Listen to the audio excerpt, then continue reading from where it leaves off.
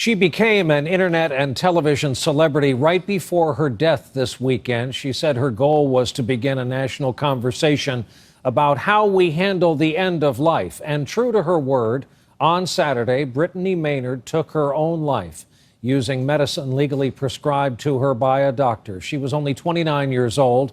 She had terminal brain cancer. And the conversation she started indeed goes on. Our report tonight from our national correspondent, Kate Snow. I hope my family is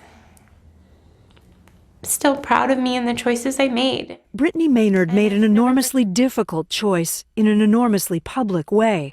In this video posted by an advocacy group last week, she worried the seizures she was having would leave her incapable of making her own decision if she waited too long. I remember looking at my husband's face at one point and thinking, I know this is my husband, but I can't say his name.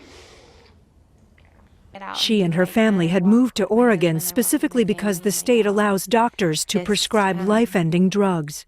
I would like to see all Americans have access to the same healthcare rights. The 29-year-old's death has reframed a debate defined for so many years by Jack Kevorkian, the man Time magazine called Dr. Death.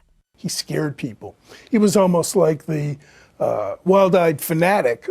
Brittany, she's young, she's articulate, she doesn't frighten anyone, and she's saying, I want my choice, and I'd like more people to have choice like me. 5 states allow doctors to write prescriptions to help patients end their lives. 7 more have recently considered so-called death with dignity laws. But Maynard's case also brought out opposition.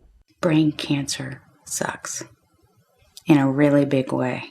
Maggie Carner is fighting the same kind of brain cancer Maynard had. Another advocacy group posted this video before Maynard's death.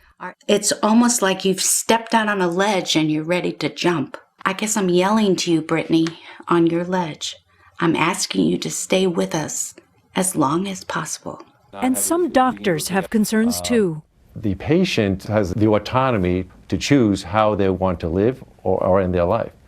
But to ask the physician to be complicit in an act of suicide, I think crosses a line. Beyond inspiring heated debate, Maynard said her goals were simple. And they mostly do boil down to my family and friends, and making sure they all know how important they are to me and how much I love them.